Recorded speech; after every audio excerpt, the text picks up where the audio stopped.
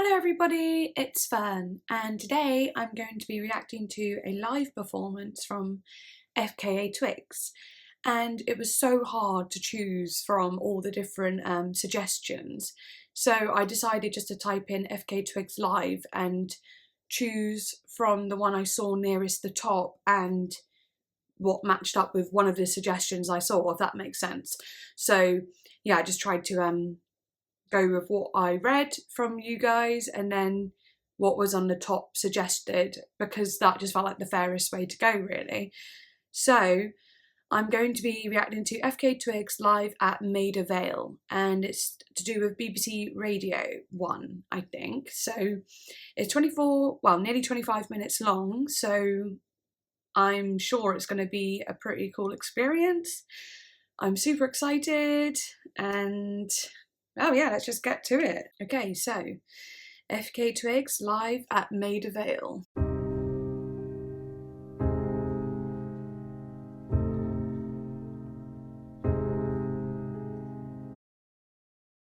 Is she about to sing Summertime or something?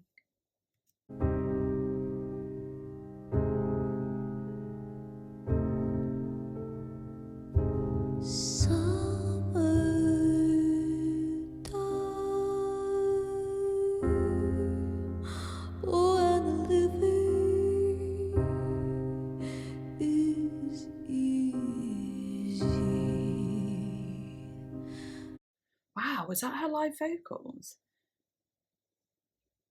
She sounds so beautiful.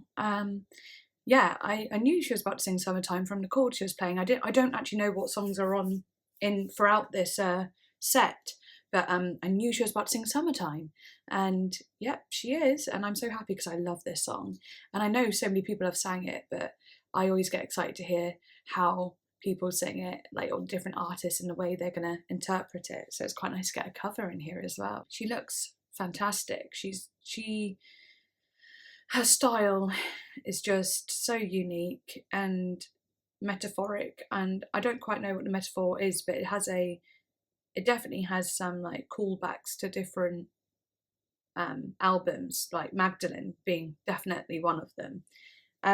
Yeah, very nice vocals. Oh, also, if you didn't know, I'm a singer, so I might pick up on little bits of her vocals and talk about that a bit if I feel like I can give you some actually good knowledge about it. Fish are dumb and the gun is high. Oh, your daddy's rich. Oh, and your mama's good looking. Okay, straight away, I do want to talk about a bit of the vocals there. She says, your daddy's rich, and that's what you'd call like an open vocal. So daddy, it's where your like larynx is dropped and the back of your throat is almost as if you're about to do a yawn. So it's like a ooh, got that sort of sound, but nicer. And then she goes, your daddy's rich. So suddenly it all goes up into like the nasal area. And it goes, and your ma is good looking. It's just really changing up like the tone, and that's really exciting. And you can see in her face, you know, when she's singing that kind of like daddy's rich, it's got more of a solemn sort of feel. And she goes, and your ma is good looking. It's almost like she's got more of a, you know, like a attitude in her face. So hush, little baby, and don't you cry.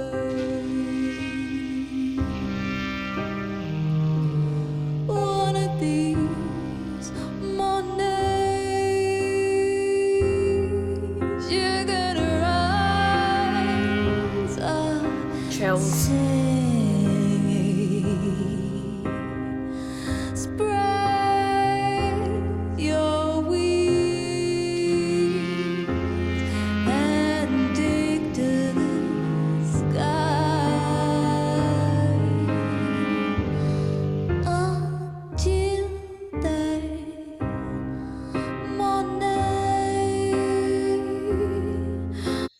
love it. I love it. Is that literally her live singing? Like no edits? Because I'm blown away if it is.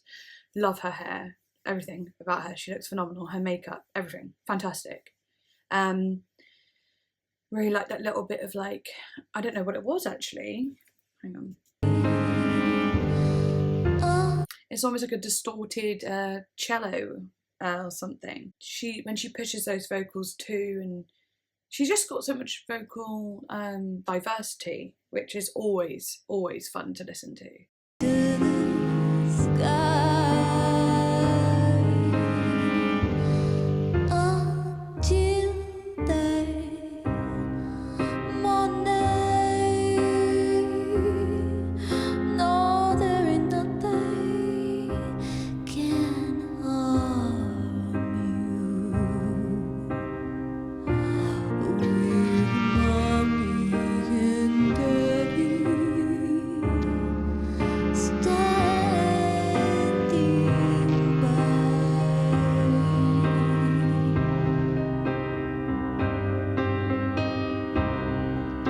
I almost want to hear her, because I can tell she's got the power.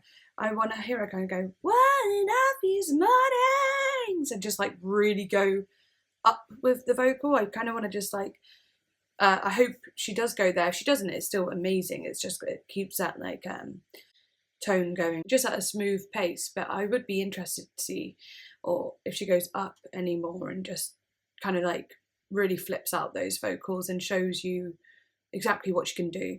Because songs like Summertime, where it's jazzy and bluesy, that's like the space where you can do lots of vocal tricks and so on, because it has the space to do it.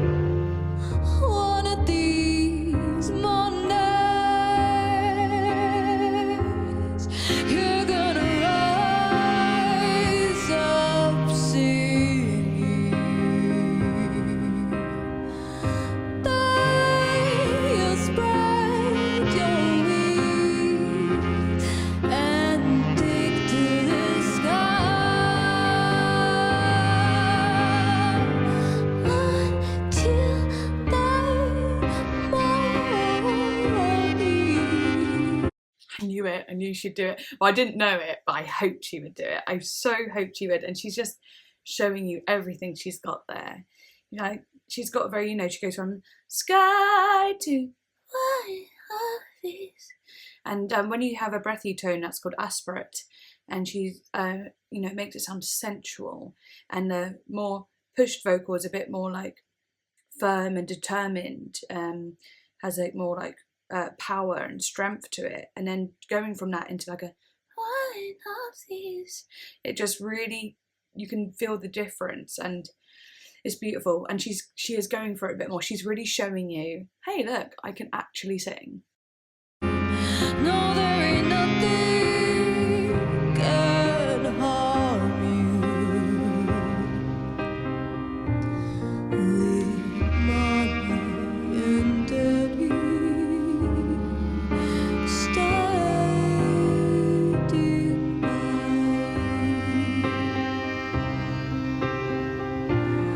with mommy and daddy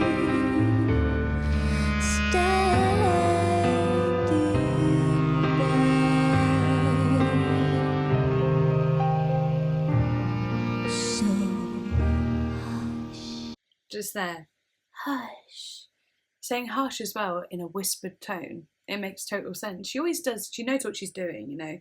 So hush, and the way she did it with her face, it was mothering and sweet, and it was like, shh, be quiet. You know, she's acting as well, and it's amazing. I also noticed that she some people do vibrato, like hey, throughout all of their notes, but she likes to do a straight tone in most of her things and then end in a vibrato, and that's also called a crescendo. So that's where you go, hey. A crescendo is where you'll go from one to the other thing, and you can do it like, hey. But like people naturally do the vibrato at the end of their notes, so it might just be her natural like thing. She might not be intending on it. It might just be her natural way of singing. Hope that makes sense. I always say, I hope that makes sense, but it's just because I worry about how I explain things sometimes. If you ever get confused, just say. Little baby. See what I mean? And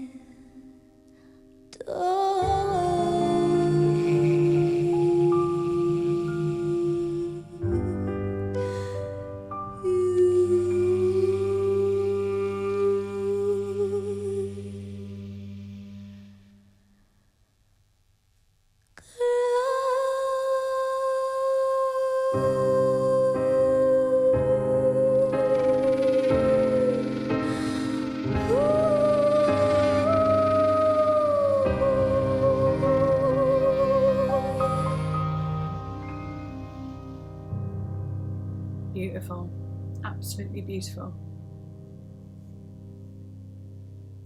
Oh, that ending, and just the way she just like held it out, it felt like her voice was an instrument in that part, just like a sign. Oh, absolutely stunning. Also, other things that she was doing is Creek, where she's going, Daddy and Mommy. So that is meant to invoke emotion. It can be emotional or sensual. If you think of the song from Enrique Iglesias, it's so random, but he goes, I can be your hero, baby. I can wash away the pain. And obviously it's like an emotional song, but also he's known for being kind of like sensual and like a sexy guy. Well, he was back in the day anyway. So yeah, there's a lot of that.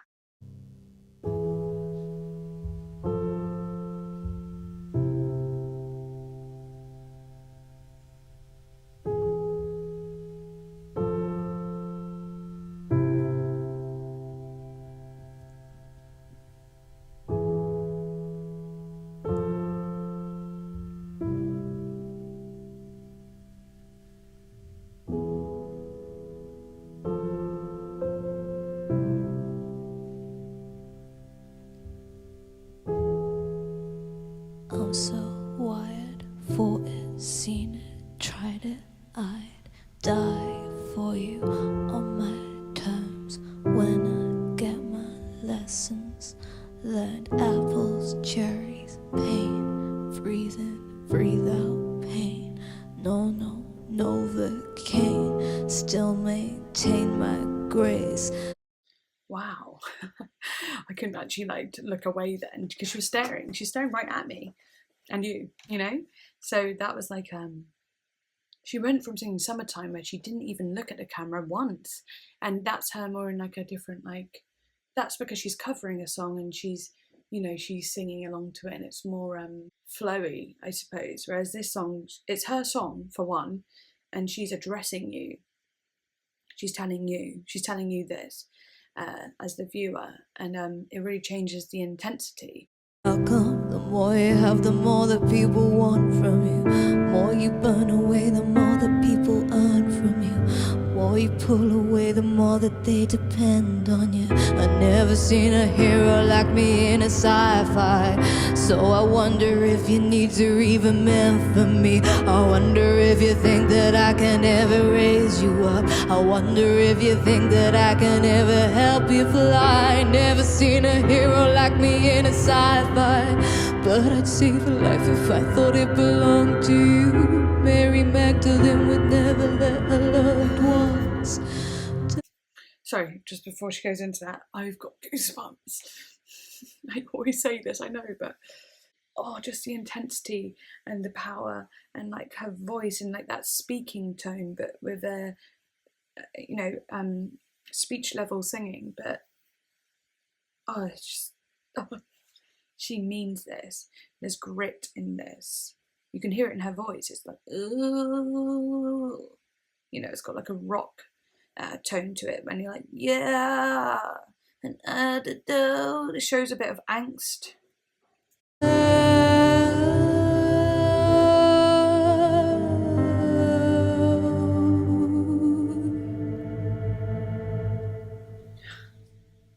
Look at that. I didn't know that you were lonely. If you'd have just told me, I'd be home with you. The camera zooming out and just showing it being like not a real room, it's just a set, brings like the realism to what is going on, and it's like showing you, what she's singing as well. It's like very vulnerable, and it's like almost like showing the whole picture. Like not everything is as it seems, and I think that's very Fka Twigs in general. Not everything is as it seems. Just showing that space in the backstage sort of areas are very like telling. I didn't know that you were lonely. If you'd have just told me, I'd be running down the hills to you.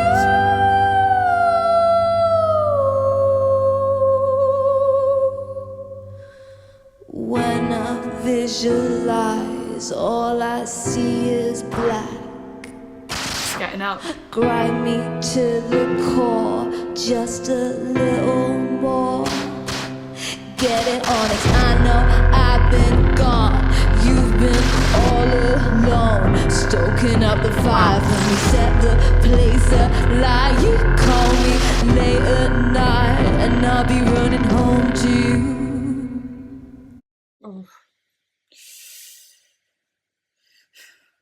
Wow, and now it's showing all the people on the instruments. Whenever she hits you with that real like that kind of like distorted like instrumental, it just does something to you. It just actually makes you go crazy. Like I just literally feel it so much, and it's just that angst. It's passionate, it's powerful. Oh, she's just incredible.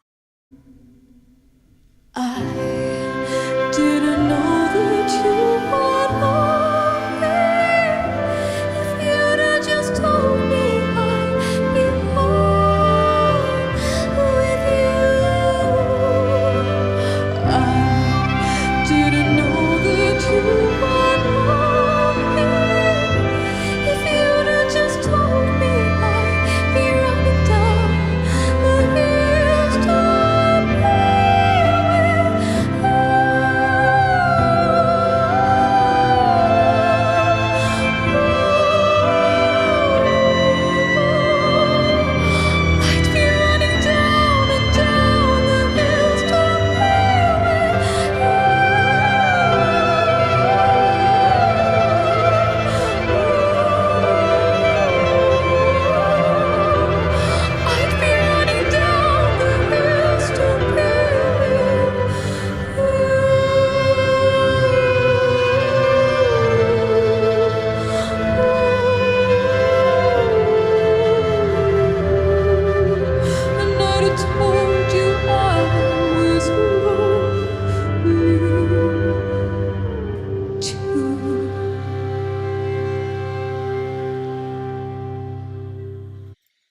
Wow. I was wondering when I heard the album and so on, I really did think, how is, she going to perform these songs live because of how experimental they are. I was like thinking, is it going to be backing tracks or real people on real instruments? And, the people on those instruments have to really go against a lot of laws when it comes to popular music. They have to play against the grain, which is kind of fantastic. I also was wondering if she's been vocally trained, which I think she probably is. But she when she's doing those high notes, she breathes a lot from the neck. you know, which is technically not a good thing. I can't say that I don't do that same thing now and then, but you know, I think it's just when you're trying to be quick, you can like just revert back to doing breathing from the neck, because really you should be breathing from the diaphragm, and you don't see a lot going on with the neck then. That's me from the diaphragm.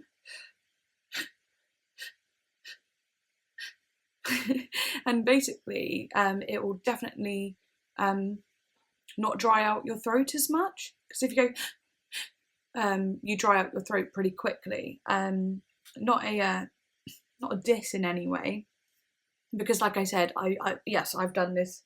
I do this, and then when I watch a video back, I go, oh no, I was breathing from my chest, not my diaphragm.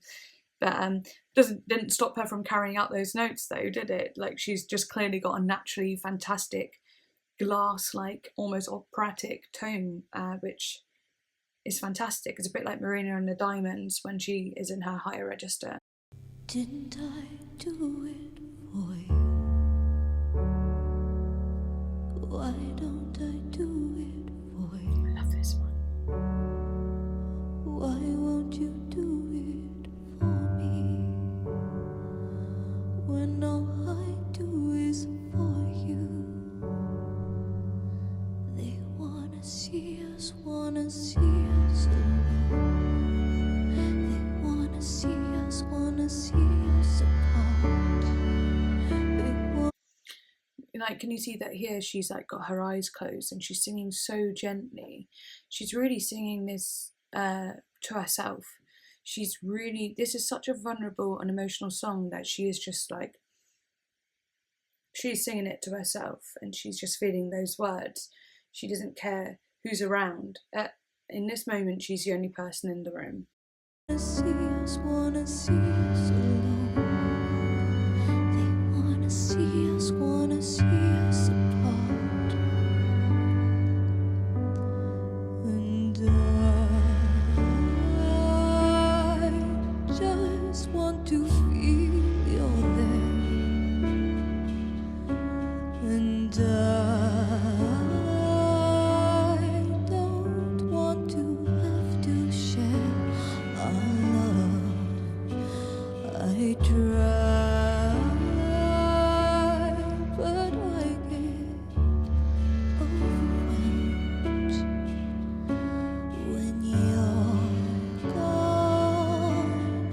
I have no one to tell. She's almost singing it lighter than she does in the actual album version.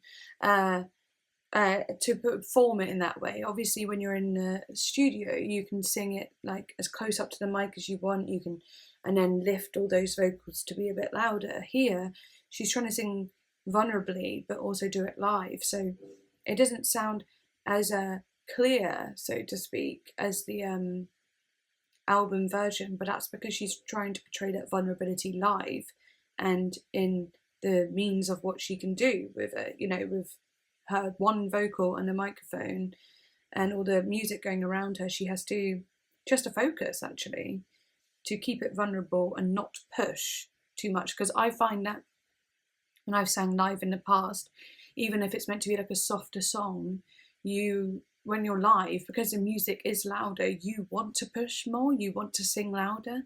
So she's really focusing on keeping it fragile and vulnerable but heard.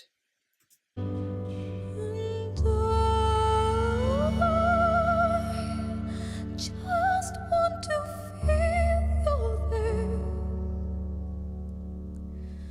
And I don't want to have to share our love. So good. I try, but I get overwhelmed, all wrapped in cellophane. The feelings that we had. And didn't I do it for you? Why don't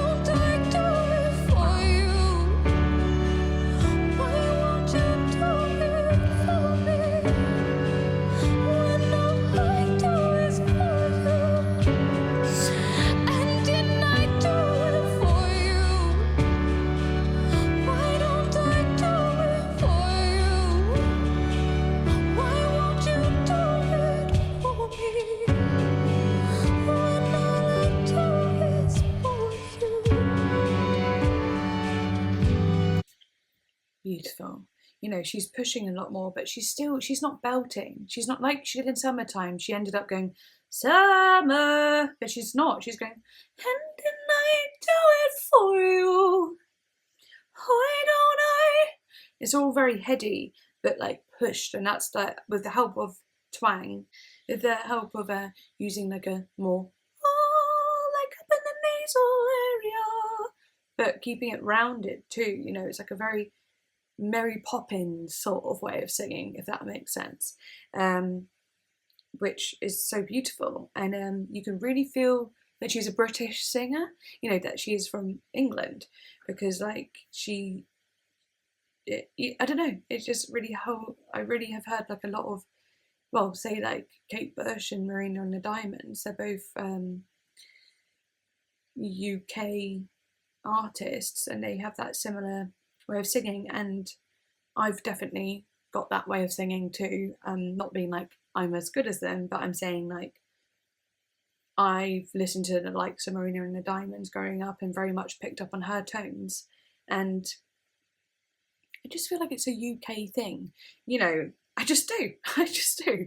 I love it though. And I just want to feel you're there. And I don't want to have to share our love. I try, but I get overwhelmed when you're gone. I have no one to tell.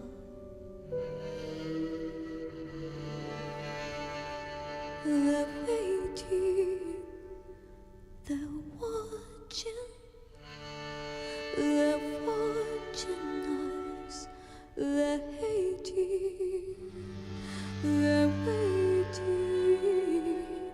and hoping I'm not enough.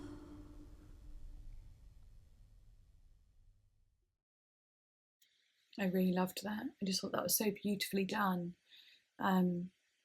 She kept it very, very, very vulnerable throughout the whole thing, and I really appreciated that for this song, especially. She just showed how much it means to her, the lyrics, and literally, she's just showing you how much it means, basically. And that's the greatest thing when you watch an artist. You want them to feel what they are putting out, because you feel what they put out, and it just makes the music all that more personal to them and all that more brave to share it with all of us. So it's BBC Radio 1. I'm here down at the Maida Vale studios for a really special occasion. We are joined by Fka Twigs. Hi. Hi, how are you? Oh, I suppose this bit's an interview part. Should I do the interview part? Because this might be a little bit long. You know what? I was already committing to doing the whole video. I think I owe it to myself to get to know her a little bit more as a person, and I think you guys will like it. I don't think you guys are going to be like, no, don't watch her talk about herself or her music, or don't try and get to know her. I think you'd want me to actually find out a little bit more about her. So, you know what? I'm going to do it. BBC Radio 1. I'm here down at the Maida Vale studios for a really special occasion. We are joined by Fka Twigs. Hi. Hi, how are you? I'm really good. Thank you for being here. Full amazing production. And I have to start with that. The kind of vision for this show. Well, I think obviously like Maida Vale is such a legendary location, but I've been working very closely with Theo Adams, and we're... Like her talking voice is so sweet. You know, like her vocal style in all her songs has a very mature sound to it, but her talking's very oh well actually yeah, I've been working really closely. Really like light and sweet. Very much obsessed with creating a very intimate setting and creating just that sort of feeling of high-low. you know? So it's really nice to start in a very intimate living room, and then to open up and you then see that we're actually in the incredible, legendary space. Yeah, yeah. And then you're all wearing the most incredible costumes as well. I have to say, I'm insanely underdressed for this occasion. But yeah, I mean, the outfit is incredible. It's art. It's fabulous. Oh, thank you. It is. So the album's coming out on Friday. Magdalene, your second album. How are you feeling? Wow. Do you know what? That makes sense to why Cellophane seemed even more like so fragile and so vulnerable, because the album hadn't even come out yet. So it's not like she sang it a million times. It was probably one of like, I knew she was still really feeling it. So I was like, wow, it must have, you know, this might have been one of the first times that she'd performed it live. Therefore, I wish I mentioned that in the first place. I really wanted to say it feels like she hasn't sang this very much, just because of how raw the emotion was. I wish I'd said that. Hopefully you'll believe that's what I was going to say though. About the oncoming release date? Oh, I'm very, very grateful, and I think it's just a huge sense of relief and pride to have music in the world, and I love playing shows and being with people that enjoy my music, and that's the greatest reward, really. Yeah. It's just being able to sing and perform for people, and then, you know, get opportunities to do things like this today, which, you know, obviously there's making the album, and that's a whole thing in itself, but afterwards you get all these incredible opportunities to come and create little like vignettes of magic, you know, and you know, that's also a very, very exciting part of making an album as well. So yeah, I'm living my dream at the moment. You were talking about. Oh yeah, she's so sweet. I knew she. Wow, she is. She does. She. Oh, do you know what? She's for such a strong person as well. She has a little vulnerability and like how she's talking about it, but she's not quite looking at the interviewer. She's kind of like, you know what I mean? Like, you know, I can relate to that a lot, because she really does put herself out there in her music. Then when people get to talk about it, she must be like, oh my God, I now have to talk about all these vulnerable moments, because when you're in that studio, it's just you and a few people. So that must be kind of daunting all of a sudden to have to talk about it. Idea of performing the album live, and I wanted to ask you about that because you're just about to go on a big old tour, right? Yes, I think I'm starting in a week. How are you? I mean, you do so many. You are kind of in control of so many aspects of what you do, from directing to producing to songwriting. How does kind of performance come in that? Do you relish that side of it?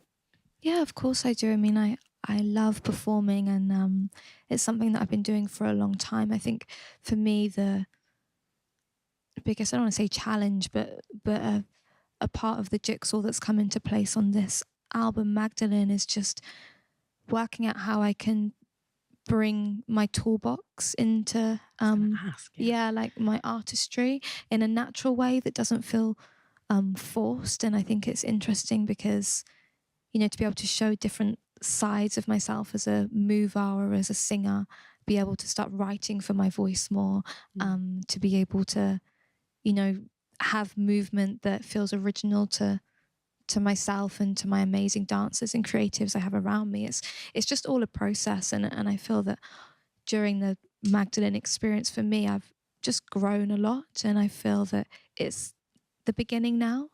In a way, like even though LP1 was really special, I called it LP1 because I wasn't sure if it should have a title, and this is my first titled album, and that feels really poignant for me. Like in a way, I feel like it's starting again now.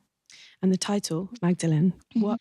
She's very well spoken and very concise in what she's saying, actually, and it makes total sense too. Yeah, I really like what she has to say, and I just feel like she's got a great energy.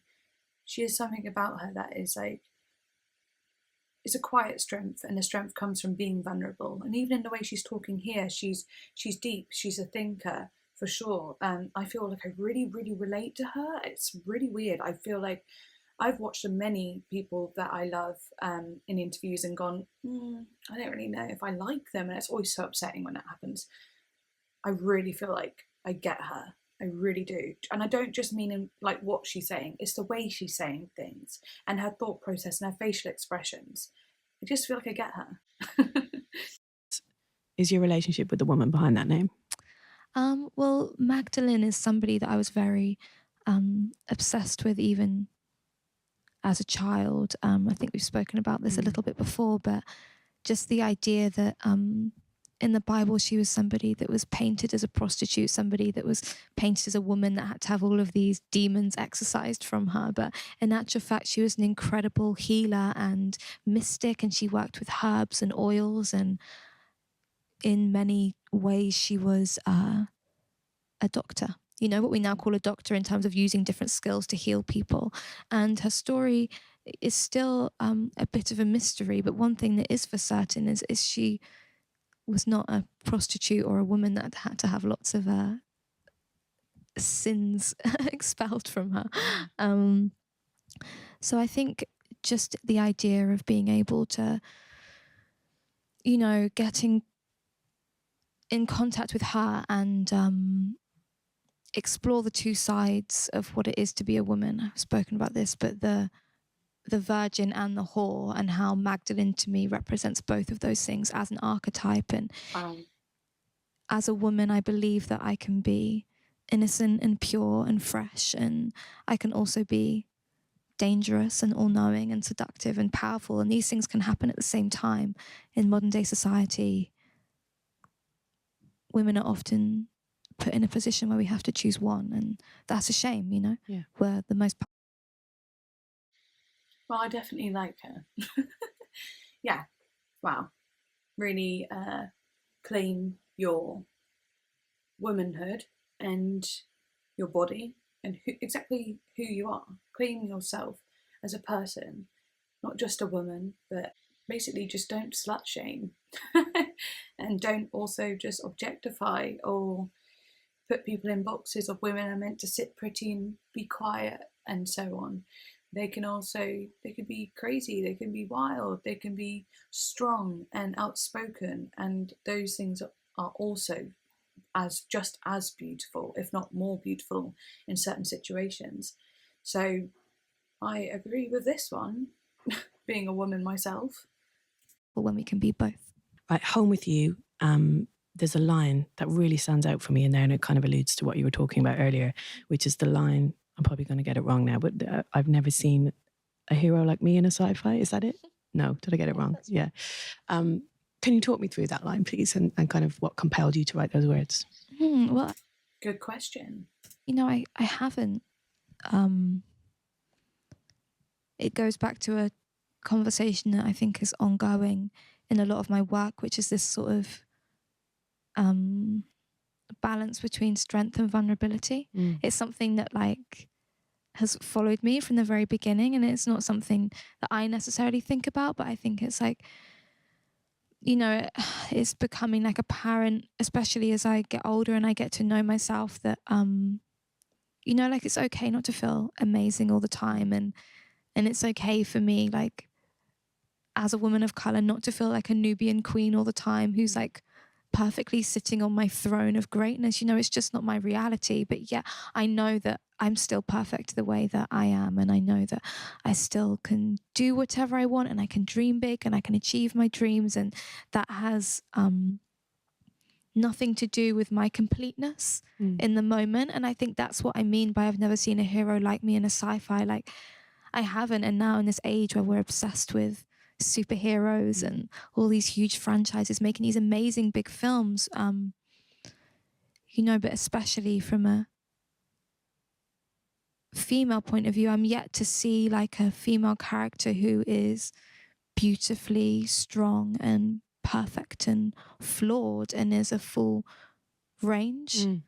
And I think even you know, our sort of idea of what a pop star is, or idea of what a female icon is often very complete. I grew up with these amazing women standing there in a sparkly outfit with hair blowing in a wind machine and you know, fist pumping in this moment where they appear on stage, and that's amazing and it's so valid, but that's just not how I am. And I think when I started to make my own music, I always vowed that I would be as truthful as I could be, and my truth is that, you know, I'm quite shy and quite reserved, and you know, maybe people have called me like awkward and stuff, and that's okay. I can still have my place on the big stage, you know? Yeah. Everything she was saying then, she actually held so much confidence, truth, passion, realness. She everything she's saying, she really genuinely feels. There's nothing manufactured about what she's saying. There's nothing scripted about what she's saying. There's nothing corny about what she's saying. She is speaking as if someone had just asked her this on the street and she was completely unaware that it was going to happen. You know, you could tell that she speaks from the heart and that she's so honest. And as this interview goes on with, is it Annie Mac doing? I don't know her name, but the interviewer is asking pretty good questions actually, and is a woman herself. So I can imagine that feels a bit more comfortable for FKA as well, Twigs, whatever she likes to be called. But yeah, she's really, everything she's saying is actually really, really, really important. There's nothing throwaway in what she's saying. I'm finding myself just getting locked into what she's saying and just loving her even more and more as it goes on, honestly. And equally, the idea of you being an artist that has never existed before, you know, I think with you, and that you're completely unique. So you've had to kind of carve out this identity for yourself as an artist as well as a woman. Have you found that difficult? I mean, you've always had such a strong sense of who you are, but in terms of people... No, because I actually haven't found it difficult. Once I like had a taste for it myself, I found it easy, but that's because I'm incredibly lucky and have like the best creative team around me who support me in my vision. And if I say, let's go down this direction, you know, they'll follow me and show me things and inspire me, and we inspire each other. And anyone like who makes me feel insecure for what I want to do, like I don't choose to be around them in like a work sense. I think it's really important to be challenged and have people like give you no ideas. But you know, if somebody said, oh, I like had to wear something, or that I should do a video like this, I probably like wouldn't be around them.